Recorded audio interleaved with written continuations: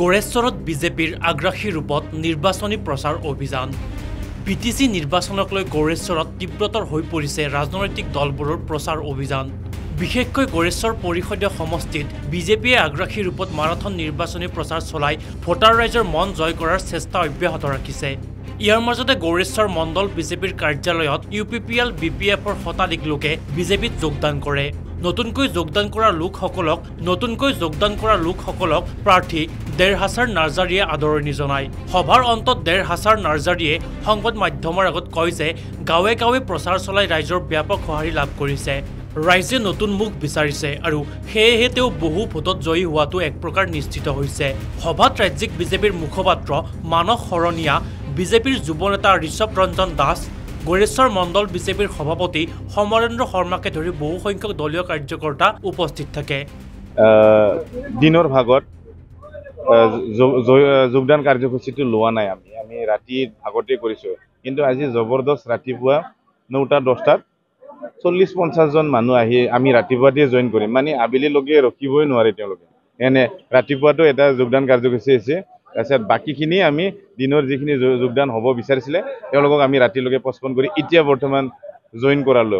5 শতাধিক লোকক আমি জইন কৰালো। এইটো পিকচাৰ অভি বাকীহে বুলি কথা এটা আছে না, তাৰমানে এইটোতো আৰম্ভণিহে, এইটো শুৰুৱাত হে, পিকচাৰ অভি বাকী হে। মানে জইনিংটো নন ষ্টপ জইনিং হ'ব। মূলতঃ কোন কোন দলৰ পৰা যোগদান কৰিছে? বেচিকেলি UPPLৰ পৰা বেছিকৈ আহিছে। BPFটোতো জহি খহি গৈছে, সিহঁততো আৰু বেছি জইন হ'ব লগা নাই। আগৰ যিবিলাক পুৰাণ মানুহ আছিলে কাৰ্যকৰ্তা, তেখেতসকলে আছে। তেখেতসকলৰ না জইনিং হয় না কি, বাকীখিনি যিখিনি আছিলে অলপ মৰেল ছাপৰ্ট তেখেতসকলে জইন কৰিছে আৰু কেইটামান সক্ৰিয় আছে। কোনখন ৰাইজৰ মাজত কেনেদৰে আগবাঢ়িছে? ৰাইজৰ মাজত য'ত যায় দল ভাঙি আহে। গাঁৱৰ প্ৰতিটো স্তৰৰ পৰা গাঁৱৰ পৰিয়াল যিমান আছে গোটেইকেইটা ওলাই আহে মিটিংবিলাকত। আমি বৰঘুলি পাৰ্টত মিটিং কৰি আহিলোঁ, মানে নিৰ্বাচনী সভা কৰি আহিলোঁ, যথেষ্ট সঁহাৰি পাইছোঁ। জইনিং হোৱাটো 100 to 100 300 যাই আছে, 1000 কাষ চাপি আছে এতিয়া পাৰ্চেণ্টেজটো। পুৰা ফুল বিশ্বাস আছে। আপোনালোকৰতো বিশ্বাস আছে মোৰ ওপৰত জইন হ'ব বুলি। টক্কৰটো বহুত আকাশ পাতাল ডিফাৰেঞ্চত আমি ওলাই যাম। প্ৰতিদ্বন্দ্বী ফাৰ্ষ্ট পজিশ্যনত থাকিম, যিহেতু ছেকেণ্ড পজিশ্যনত কোনোবা বহুত কম ভোট পাই ফেলে তাৰমানে ছেকেণ্ড পজিশ্যন লাভ কৰিব কোনোবাই আৰু।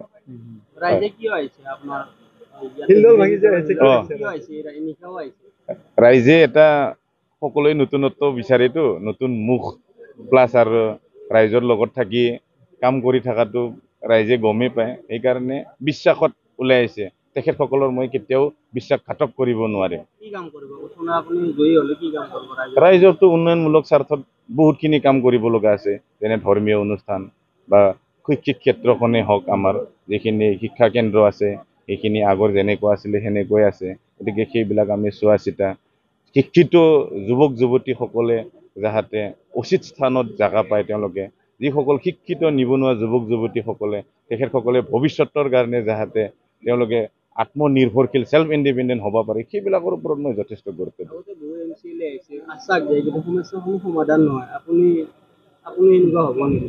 এটা চাওক, মই সিহঁতৰ নামেই বেলেগ, সিহঁতৰ আকৃতিয়ে বেলেগ, মোৰো নাম বেলেগ, মোৰ আকৃতিয়ে বেলেগ। গতিকে আগৰ লগত তুলনা কৰিব লগা নাই। আগৰ তেখেতসকলে নোহা নকটা প্ৰমিচ দিছিলে, কিন্তু মইতো তেনেকুৱা য'তে ত'তে প্ৰমিচ দি ফুৰা নাই। মই যিখিনি পচিবল সেইখিনি মই কৰিব পাৰিম, যিখিনি মই কৰিব পাৰিম সেইখিনিটোহে মই আশ্বাস দিছোঁ ৰাইজক। গতিকে ৰাইজে বিশ্বাস আছে।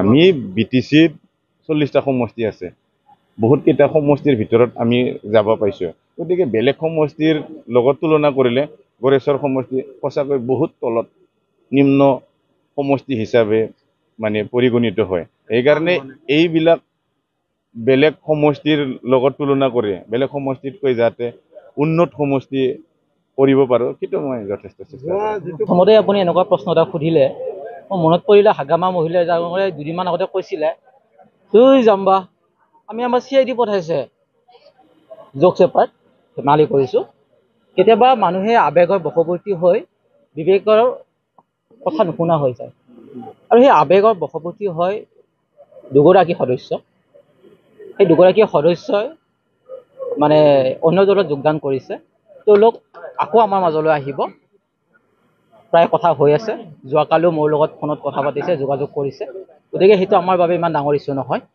আগন্তুক BTC নিৰ্বাচনটো কেৱল মাত্ৰ নিৰ্বাচনে নহয় ই BTRৰ আগন্তুক 5 বছৰৰ বাবে ভৱিষ্যত নিৰ্ধাৰণৰ সময় ঠিক তেনেদৰে গুৰেশ্বৰ সমষ্টিৰো 5 বছৰৰ বাবে ভৱিষ্যত নিৰ্ধাৰণৰ সময় গতিকে ভাৰতীয় জনতা পাৰ্টীয়ে এই চৰকাৰখনে BTRত প্ৰত্যেকটো ক্ষেত্ৰত শান্তি সুৰক্ষা প্ৰতিষ্ঠা কৰাৰ ক্ষেত্ৰত বলিষ্ঠ পদক্ষেপ গ্ৰহণ কৰিছে শিক্ষা খণ্ড হওক স্বাস্থ্য খণ্ড হওক পৰিকাঠামোগত উন্নয়ন হওক নাইবা আটাইতকৈ জৰুৰী কথা প্ৰত্যেকটো জাতি জনগোষ্ঠীৰ মাজত যি একতাৰ বান্ধোন সেই একতাৰ বান্ধোন সুদৃঢ় কৰাৰ বাবে ভাৰতীয় জনতা পাৰ্টীয়ে অহৰ্নিশে প্ৰয়াস কৰি আহিছে আৰু এইবিলাক দেখিয়ে গুৰেশ্বৰ সমষ্টিটো আমাৰ মনোনীত তথা শক্তিশালী প্ৰাৰ্থী দেহৰাছাদ নাৰ্জাৰী ডাঙৰীয়াক চাই যে আগন্তুক দিনবিলাকত এক আশা ৰেঙনি গুৰেশ্বৰবাসীয়ে দেখিছে সমস্যাক সম্ভাৱনালৈ ৰূপায়ণ কৰিব বুলি অনুভৱ উপলব্ধি কৰিছে গুৰেশ্বৰ ৰাইজে আৰু সেয়েহে সদায় আমাক নতুনৰ আদৰণি হৈছে সদায় আমাৰ তাত নতুনৰ যোগদান কাৰ্যসূচী হৈছে সকলোলৈ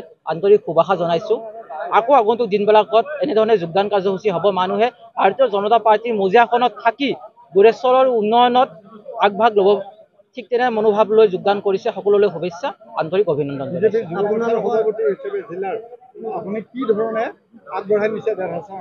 চাওক আজি আমাৰ 5 তাৰিখৰ ওপৰত যোগদান কৰিছে তাৰে কিন্তু শতাধিক আমাৰ যুৱ শক্তিয়ে যোগদান কৰিছে শতাধিক বিবেকানন্দ ডাঙৰীয়াই কৈছিলে give me 100 numbers of young man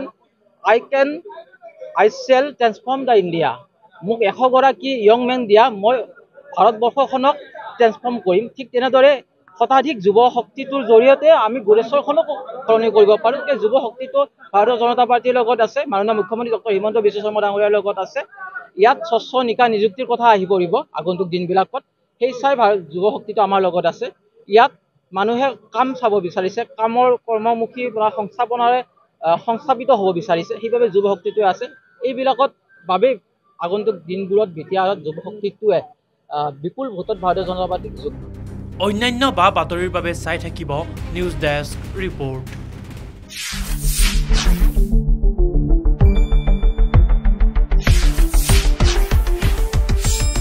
শুদ্ধ আৰু বিস্তৃত বাতৰিৰ বাবে চাই থাকক নিউজ ডেস্ক ৰিপৰ্ট